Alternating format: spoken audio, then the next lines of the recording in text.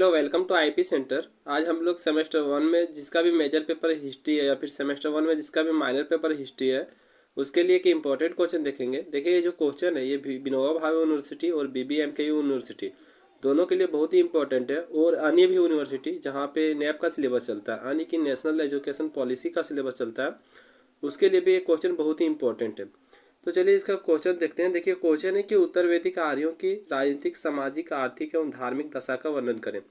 देखिए, हम जिस प्रकार से इसका आंसर लिखें आप भी कोशिश कीजिएगा उसी प्रकार से लिखने का, क्योंकि ये जो आंसर है हम पॉइंट बाय पॉइंट बताएं ताकि आप लोग को भी अच्छे से समझ में आ जाए और लिखने के बाद आंसर इसका अट्रैक्टिव दिखे। आंसर देखने से पहले सबसे पहले हम लोग अच्छे से क्वेश्चन समझेंगे, क्योंकि अगर क्वेश्चन आपको समझ में आता है तब आपको आंसर इसका बहुत ही आसानी से समझ में आ जाएगा। तो देखिए, क्वेश्चन क्या कह रहा है कि उत्तर वैदिक आर्यों की राजनीतिक, सामाजिक, आर्थिक एवं धार्मिक दशा का वर्णन करना है। मतलब क्या है कि उत्तर वैदिक काल में आर्यों की राजनीतिक जीवन, सामाजिक जीवन, आर्थिक जीवन और धार्मिक जीवन का जो है वर्णन करना है। ठीक है, तो चलिए सबसे पहले हम लोग समझेंगे कि उत्तर वैदिक काल किसे कहते हैं। ठीक है, तो देखिए हम परिचय लिखें, उसके बाद लिखें इसमें उत्तर वैदिक काल का विकास 1000 ईसा पूर्व से 600 ईसा पूर्व के मध्य हुआ था। देखिए क्या लिखा है कि उत्तर वैदिक काल का विकास जो हुआ था 1000 ईसा पूर्व से 600 ईसा पूर्व के मध्य हुआ था। ठीक है, यानी कि उत्तर वैदिक काल कब से कब कहा जाता है? 1000 ईसा पूर्व से 600 ईसा पूर्व के मध्य जो कहा जाता है वो उत्तर वैदिक काल कहा जाता है। ठीक है, फिर आगे उत्तर वैदिक काल को वैदिक काल इसलिए कहा जाता है क्योंकि यह काल वेदों का काल रहा है। देखिए, उत्तर वैदिक काल को उत्तर वैदिक काल इसलिए कहा जाता है ना, क्योंकि जो उत्तर वैदिक काल थे उस टाइम जो वेदों का काल रहा है। ठीक है, क्योंकि उस टाइम जो है विभिन्न जो वेद पुराण लिखे गए थे। ठीक है, देखिए इसमें आगे लिखा है कि अर्थात इस काल में कई वेद लिखे गए थे, जैसे ऋग्वेद, सामवेद, आयुर्वेद और अथर्ववेद, इसलिए इस काल को जो है वैदिक काल कहा जाता है। ठीक है, तो इतना आप लोग को समझ में आ गया होगा कि उत्तर वैदिक काल किसे कहते हैं। ठीक है, अब हम लोग मेन क्वेश्चन पे आएंगे कि क्वेश्चन आपका कह रहा है कि उत्तर वैदिक काल में जो है आर्यों के राजनीतिक, सामाजिक, आर्थिक और धार्मिक दशा का यानी कि धार्मिक जीवन का जो है वर्णन करना है। ठीक है, तो चलिए देखते हैं इसका आंसर। तो देखिए आंसर लिखे हैं कि उत्तर वैदिक आर्यों की राजनीतिक, सामाजिक, आर्थिक एवं धार्मिक दशा को निम्नलिखित प्रकार से समझा जा सकता है। ठीक है, तो सबसे पहले हम लोग समझेंगे राजनीतिक जीवन। ठीक है, यानी कि उत्तर वैदिक काल में आर्यों के राजनीतिक जीवन के बारे में समझेंगे। ठीक है, तो देखिए इसमें राजनीतिक जीवन में लिखा हुआ है कि उत्तर वैदिक काल में आर्यों के जीवन तथा उनके प्रभाव क्षेत्र में विस्तार हुआ। मतलब क्या है कि उत्तर वैदिक काल में जो आर्य का जीवन तथा उसके विस्तार क्षेत्र यानी कि जो उसका प्रभाव क्षेत्र है ना, जैसे प्रभाव क्षेत्र किसे कह सकते हैं, उसका अधिकार क्षेत्र। ठीक है, उसमें जो विस्तार हुआ उसके बाद क्या है कि देखिए प्रादेशिक राज्यों की स्थापना हुई। मतलब देखिए पहले क्या होता था, पहले गांव होता था। ठीक है, उससे जो है शहरों का निर्माण हुआ यानी कि प्रदेशों का निर्माण हुआ। उसके बाद क्या है कि राजा के अधिकारों में वृद्धि हुई तथा उसके साथ साथ नवीन पदाधिकारियों की उत्पत्ति भी आर्यों के इस काल में हुई। ठीक है, यानी कि क्या हुआ, उत्तर वैदिक काल में जो है वो राजा के अधिकारों में भी वृद्धि हुआ। ठीक है, यानी कि राजा का जो अधिकार भी बढ़ा, उसके साथ साथ क्या है, नवीन पदाधिकारी। नवीन पदाधिकारी क्या होता है? नवीन मतलब होता है नए। ठीक है, तो नए नए अधिकारियों का भी जो उत्पत्ति हुआ है। ठीक है, उसके बाद हम लोग आर्यों का जो राजनीतिक जीवन में सबसे पहला पॉइंट देखेंगे कि प्रभाव क्षेत्र का विस्तार। ठीक है, ऊपर में देखे ना कि प्रभाव क्षेत्र में विस्तार हुआ, तो वही देखेंगे कि प्रभाव क्षेत्र में क्या विस्तार हुआ। तो देखिए इसमें लिखा हुआ है कि इस काल में आर्य सिर्फ पंजाब तथा गंगा, यमुना तथा दोआब में ही सीमित नहीं रहे। देखिए क्या हुआ, उत्तर वैदिक काल में जो आर्य का जीवन सिर्फ पंजाब तथा गंगा, यमुना तथा दोआब तक ही जो सीमित नहीं रहा। उत्तर वैदिक काल में साहित्य के अध्ययन से स्पष्ट होता है कि सप्त सिंधु प्रदेश से पूर्व की ओर बढ़ते हुए आर्यों ने लगभग संपूर्ण गंगा घाटी पर अपना जो प्रभुत्व जमा लिया था। ठीक है, तो इस प्रकार से जो उत्तर वैदिक काल में आर्यों का जो राजनीतिक जीवन में उसका प्रभाव क्षेत्र में विस्तार हुआ। ठीक है, उसके बाद हम लोग दूसरा पॉइंट देखेंगे कि राजा के अधिकारों में वृद्धि हुई। इस काल के अंतर्गत राजा के अधिकारों में काफी वृद्धि हुई। ठीक है, देखिए उत्तर वैदिक काल में आर्यों का जो राजनीतिक जीवन है ना, उसमें राजा के अधिकारों में भी काफी वृद्धि हुई। वृद्धि कैसे हुआ? जैसे देखिए उसका जब अधिकार क्षेत्र बढ़ा, ठीक है, यानी कि उसका जो कब्जा है, उसका जो राज्य है वो बढ़ा, तो उसका जो नवीन नवीन पदाधिकारियों का भी उत्पत्ति हुआ, यानी कि नए नए अधिकारी भी बढ़ा। ठीक है, तो इस प्रकार से जो है राजा के अधिकारों में भी वृद्धि हुआ। उसके बाद देखिए तीसरा पॉइंट लिखा हुआ है कि नवीन पदाधिकारियों का सृजन। ठीक है, यानी कि नए नए अधिकारियों का सृजन। ठीक है, तो देखिए इसमें क्या लिखा हुआ है कि पूर्व वैदिक काल में शासन कार्यों में राजा को मदद देने के लिए पुरोहित, सेनानी, ग्रामीण आदि अधिकारी होते थे। ठीक है, यानी कि क्या कह रहा है कि पूर्व वैदिक काल में यानी कि जो पहले वैदिक काल चल रहा था ना, उसमें क्या था कि शासन कार्य करने के लिए जो राजा को मदद देने के लिए सिर्फ पुरोहित, सेनानी और ग्रामीण आदि होते थे। ठीक है, मतलब कहने का क्या मतलब है कि जो पहले चल रहा था शासन व्यवस्था ना, उसमें राजा को मदद देने के लिए, देखिए ऐसा नहीं हो सकता ना कि राजा सिर्फ अकेले राज्य को चला सकता है, उसके लिए तो मंत्री भी चाहिए होता है। तो वैसे में पहले जो शासन चलाने के लिए राजा को मदद देने के लिए सिर्फ पुरोहित, सेनानी, ग्रामणी, ग्रामणी क्या होता है, ग्रामणी होता है गांव का मुखिया, ठीक है, आधे अधिकारी सिर्फ होते थे, ठीक है। लेकिन उसके बाद क्या हुआ, देखिए उसके बाद क्या लिखा हुआ है कि अब इनके अलावा कई भी नवीन पदों का उत्पत्ति हुआ। इस काल के पदाधिकारियों में सूत, सूत क्या होता है, राजा का सारथी, ठीक है, यानी कि राजा का दोस्त, यानी राजा को जो सुझाव देता है वो, ठीक है। फिर है ग्रामणी, ग्रामणी क्या होता है, गांव का मुखिया, ठीक है। फिर फिर बागदूत, बागदूत क्या होता है, बागदूत होता है कर संग्रह करता, ठीक है, यानी जो कर को वसूलता है, यानी कि जो टैक्स को वसूलता है, ठीक है। फिर है गोविकर्तन, गोविकर्तन क्या होता है, जंगल विभाग का प्रधान, यानी कि जो जंगल विभाग का प्रधान जो जंगल का देख रेख करता है, ठीक है। पुरोहित, पुरोहित क्या होता है, पुरोहित जो पूजा पाठ करवाते हैं, ठीक है, यानी यज्ञ वगैरह जो करवाते हैं। फिर हुआ युवराज, युवराज क्या है, राज्य का युवा, ठीक है।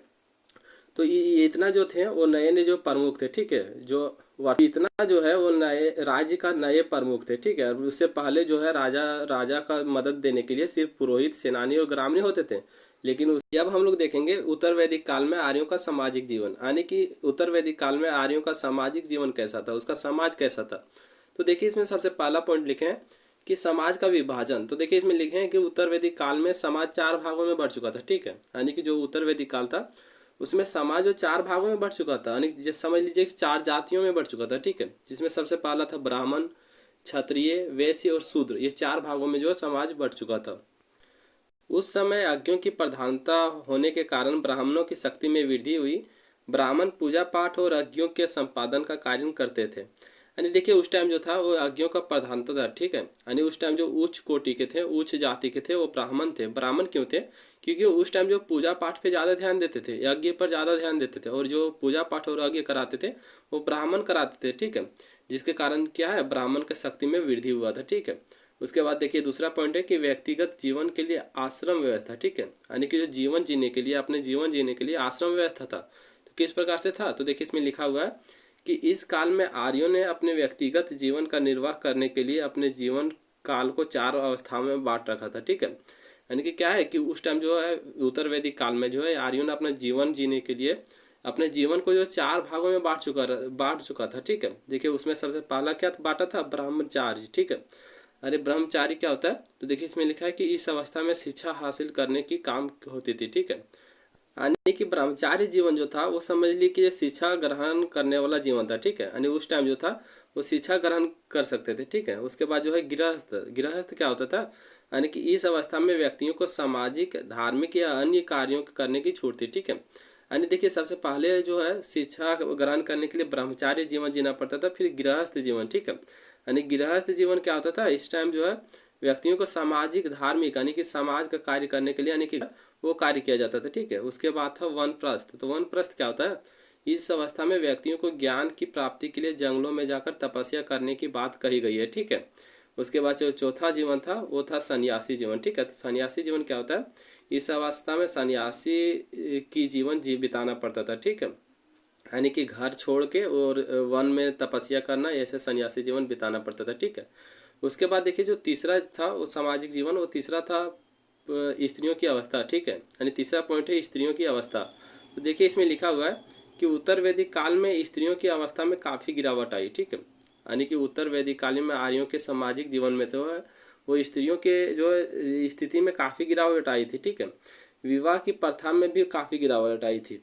शक्तिशाली राजाओं के उदय से बहु विवाह की प्रथा जोर पकड़ने लगी, ठीक है। यानी क्या है, उत्तर वैदिक काल में आर्यों का जो सामाजिक जीवन था उसमें जो है स्त्रियों की अवस्था में काफ़ी गिरावट आई थी, और विवाह की प्रथा में सबसे ज़्यादा गिरावट आया था, ठीक है। क्योंकि उस टाइम जो शक्तिशाली राजाओं का उदय हो रहा था, ठीक है। यानी शक्तिशाली राजा आने के कारण क्या हो गया था, बहु विवाह की प्रथा जोर पकड़ने लगा था, ठीक है। यानी बहु विवाह क्या होता है, यानी कि एक से ज़्यादा विवाह, ठीक है। उसके बाद क्या है कि दहेज और विधवा विवाह के प्रचलन भी बढ़ा था, ठीक है। यानी कि क्या है कि दहेज और विधवा विवाह का प्रचलन भी बना रहा था, ठीक है। उसके बाद है तथा इसमें बाल विवाह की प्रथाओं का प्रचलन हुआ, यानी कि कम उम्र में लड़कियों का शादी किया जाने लगा था, ठीक है। ये भी जो आया था उत्तर वैदिक काल में आर्यों का सामाजिक जीवन में था, ठीक है। उसके बाद उत्तर वैदिक काल में आर्यों के सामाजिक जीवन का चौथा पॉइंट है परिवार व शिक्षा, ठीक है।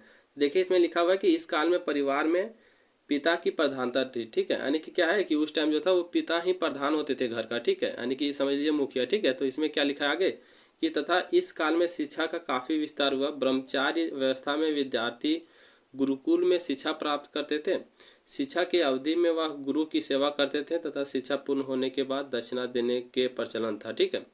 यानी कि क्या है, जो सबसे ज़्यादा जो शिक्षा का विकास हुआ था भारत में वो था उत्तर वैदिक काल में, ठीक है। और ऐसा कहा जाता है ना कि जो ब्राह्मण जो आया था वो उत्तर वैदिक काल में जो ब्राह्मण का प्रमुखता हुआ था, ठीक है। यानी सबसे ज़्यादा जो ब्राह्मणों का विकास हुआ था वो उत्तर वैदिक काल में हुआ था, ठीक है।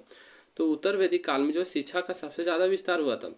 और शिक्षा का विस्तार हुआ था, देखिए गुरुकुल में जो है विद्यार्थी शिक्षा प्राप्त करते थे, ठीक है। और शिक्षा प्राप्त करने की अवधि में जो है वो गुरु का सेवा भी करते थे तथा शिक्षा पूर्ण हो जाने के बाद जो है दक्षिणा देने का प्रावधान था, ठीक है। इसके बाद हम लोग देखेंगे कि उत्तर वैदिक काल में आर्यों का आर्थिक जीवन कैसा था, ठीक है। यानी कि आर्थिक जीवन क्या होता है, तो आर्थिक जीवन मतलब फाइनेंशियल लाइफ, ठीक है। यानी कि जो धन कमाने का जरिया क्या था, ठीक है। तो देखिए इसमें लिखा हुआ है कि उत्तर वैदिक काल में आर्यों के आर्थिक जीवन के में एक महान परिवर्तन हुआ। यानी क्या है कि उत्तर वैदिक काल में जो आर्यों का आर्थिक जीवन यानी फाइनेंशियल लाइफ में जो एक महान परिवर्तन हुआ। इनके आर्थिक जीवन की विशेषताएं इस प्रकार से, ठीक है। देखिए इसमें पहला पॉइंट क्या है, कृषि एवं पशुपालन, ठीक है। तो देखिए इसमें क्या लिखा हुआ है कि उत्तर वैदिक काल में आर्यों ने अस्थायी जीवन जीना शुरू कर दिया था, ठीक है। यानी अस्थायी जीवन क्या होता है, यानी कि एक जगह पे टिक के जीना, ठीक है। यानी कि ऐसे पहले क्या होता था कि घुमक्कड़ जीवन जीता था, ठीक है। यानी कि आज कहीं और है तो कल कहीं और जाके बस गया, कल परसों कहीं और जाके बस गया। तो ये जो है वो समाप्त हो गया था, ठीक है। उत्तर वैदिक काल में लोगों ने अपना अस्थायी जीवन जीना शुरू कर दिया था, ठीक है। यानी कि एक गांव एक शहर जैसा बसा के और जीना जीवन जो है शुरू कर दिया था, ठीक है। तो देखिए इसमें आगे क्या लिखा है, इसमें से कृषि और पशुपालन ही उनकी आजीविका का मुख्य साधन बन गया था, ठीक है। यानी कि क्या है कि उत्तर वैदिक काल में जब आर्यों ने एक अस्थायी जीवन जीना शुरू कर दिया था ना, तो उसमें जो है कृषि और पशुपालन ही उनका आजीविका का यानी कि उसका रहन सहन का जो मुख्य साधन बन गया था, ठीक है। उसके बाद क्या है, उद्योग धंधे, ठीक है। तो देखिए इसमें क्या लिखा है कि कृषि और पशुपालन के अलावे इस काल में विभिन्न प्रकार के उद्योग धंधे का भी प्रचलन हुआ। लोग विभिन्न व्यवसाय के माध्यम से अपने जीवन का निर्वाह करते थे, ठीक है। यानी कि क्या है, जब अस्थायी जीवन लोगों ने जीना शुरू कर दिया ना, तो उसके बाद जो है पशुपालन और उसका जो कृषि उसके आजीविका का मुख्य साधन बन गया था, ठीक है। लेकिन उसके बाद भी है जो उद्योग धंधे को भी लोगों ने देखना शुरू कर दिया था, ठीक है। और अपना जीवन जीने के लिए और भी व्यवसाय के माध्यम से अपना जीवन का निर्वाह करने लगा, ठीक है। जैसे कि व्यापार करने लगा, ठीक है। उसके बाद हम लोग क्या देखेंगे, आर्यों का धार्मिक जीवन, ठीक है। यानी कि उत्तर वैदिक काल में आर्यों का धार्मिक जीवन कैसा था। हम लोगों ने सबसे पहले राजनीतिक जीवन देख लिया, सामाजिक जीवन देख लिया, उसके बाद हम लोग आर्थिक जीवन देख लिया, उसके बाद हम लोग देखेंगे आर्यों का जो है धार्मिक जीवन, ठीक है। तो देखिए इसमें लिखा हुआ है कि उत्तर वैदिक काल में आर्यों का धार्मिक जीवन में सबसे ज़्यादा परिवर्तन आया था, ठीक है। यानी कि ऐसा कहा जाता है ना कि भारत में जो है ब्राह्मण व्यवस्था सबसे ज़्यादा जो फैला हुआ था वो उत्तर वैदिक काल में आया था, ठीक है। तो उत्तर वैदिक काल में ही आर्यों का जो है धार्मिक जीवन में सबसे ज़्यादा परिवर्तन आया था, ठीक है। तो देखिए इसमें लिखा हुआ है कि देवताओं के महत्व में परिवर्तन, ठीक है। तो देखिए इसमें लिखा हुआ है कि उत्तर वैदिक काल में देवी देवताओं की आराधना और उपासना होती थी, ठीक है। यानी कि क्या है कि उत्तर वैदिक काल में देवताओं को जो आराधना यानी कि उसका पूजा पाठ होता था, ठीक है। लेकिन इस काल में अनेक देवी देवताओं का महत्व जो है कम हो गया था, जैसे कि वरुण तथा इंद्र आदि देवताओं का स्थान विष्णु तथा शिव ने ले लिया था, ठीक है। यानी क्या है कि उत्तर वैदिक काल से जो पहले होता था वो वरुण तथा इंद्र जैसे देवताओं यानी कि वर्षा होने के लिए इंद्र देवताओं का जो पूजा किया जाता था, ठीक है। लेकिन उसके स्थान पर क्या हुआ, उत्तर वैदिक काल के बाद विष्णु तथा शिव ने उसके स्थान को ले लिया, ठीक है। और उसके बाद जो विष्णु तथा शिव का जो प्रचलन सबसे ज़्यादा बढ़ गया, ठीक है। उसके बाद दूसरा पॉइंट है कि यज्ञों और कर्मकांडों का प्रधानता। यानी क्या है कि यज्ञ का प्रधानता बढ़ने लगा, यानी यज्ञ जो है वो ज़्यादा होने वाला लगा। और जो कर्मकांड क्या होता है, यानी कि मृत्यु के बाद जो ब्रह्म भोज होता है उसे कर्मकांड कहते हैं, ठीक है। तो उसका जो प्रधानता बढ़ने लगा, ठीक है। तो देखिए इसमें लिखा हुआ है कि उत्तर वैदिक काल में यज्ञों और कर्मकांडों का महत्व जो बढ़ गया, ठीक है। यानी कि उत्तर वैदिक काल में यज्ञ और कर्मकांडों का जो महत्व बढ़ने लगा। पहले भी देवी देवताओं की पूजा स्तुति पाठ तथा मंत्रों के माध्यम से होती थी, ठीक है। यानी कि पहले भी जो देवी देवताओं का पूजा जो है स्तुति पाठ तथा मंत्र के माध्यम से होता था, लेकिन अब कर्मकांड का महत्व दिया जाने लगा। यज्ञ की विधियां काफी कठिन होने लगी थी। इसमें यज्ञकर्ता को बड़ी सावधानी से मंत्र का उच्चारण करना पड़ता था। यज्ञ करवाने वाले पंडित को यज्ञ सोना वो घोड़ा आदि दक्षिणा में दिया जाता था। ठीक है, यानी कि क्या है कि पहले भी जो देवी देवताओं का जो पूजा पाठ जो किया जाता था वो मंत्रों और स्तुति के माध्यम से किया जाता था। ठीक है, लेकिन उसके बाद क्या है कि कर्मकांड का भी महत्व बढ़ने लगा। ठीक है, यानी कि ब्रह्मभोज का जो है महत्व बढ़ने लगा। ठीक है, उसके बाद जो यज्ञ की विधियां काफ़ी कठिन होने लगा। इसमें जो यज्ञकर्ता को सावधानी से मंत्र का उच्चारण करना पड़ता था। ठीक है, और यज्ञ होने के बाद जो है पंडित को दक्षिणा देना पड़ता था। ठीक है, उसके बाद हम लोग इसका जो है क्वेश्चन का प्रांत कर लिए। ठीक है, यानी कि इसका सामाजिक जीवन, आर्थिक जीवन, राजनीतिक जीवन और धार्मिक जीवन देख लिए। उसके बाद हम लोग जो लास्ट में लिखेंगे वो निष्कर्ष लिख के इसका क्वेश्चन को अंत करेंगे। ठीक है, तो देखिए कोई भी क्वेश्चन है उसमें आप लोग निष्कर्ष जरूर लिखिएगा। ठीक है, यानी कि ऊपर में आप लोगों ने क्या लिखा है वो निष्कर्ष से आपका पता चलता है। ठीक है, तो देखिए इसमें निष्कर्ष क्या लिखे हैं कि उपयुक्त लिखे गए कथनों के आधार पर यह कहा जा सकता है कि उत्तर वैदिक काल में आर्यों के जीवन में सामाजिक, राजनीतिक, धार्मिक एवं आर्थिक जीवन में काफी बदलाव आए। ठीक है, यानी कि ऊपर लिखे गए लाइनों के माध्यम से यह पता चलता है ना कि उत्तर वैदिक काल में जो है आर्यों के जीवन में काफी बदलाव आया। उसके सामाजिक जीवन, राजनीतिक जीवन, धार्मिक जीवन और आर्थिक जीवन में जो है काफी बदलाव आया। ठीक है, तो ये उम्मीद करते हैं आप लोग को जो क्वेश्चन है आसानी से समझ में आ गया होगा। ठीक है, देखिए अगर आपको ये क्वेश्चन जो है एक बार में समझ में नहीं आया होगा ना, तो एक बार जो है इसको सिर्फ सुनिएगा। ठीक है, यानी कि जो क्वेश्चन हम बता रहे हैं वो एक बार सिर्फ सुनिएगा, या फिर आपने जो है वो ध्यान से एक बार सिर्फ इसका पीडीएफ पढ़ लीजिएगा। ठीक है, आपको एक बार में जो इस क्वेश्चन जो है समझ में आ जाएगा। ठीक है, फिर मिलते हैं आप लोग को नेक्स्ट क्वेश्चन में, तब तक के लिए जय हिंद।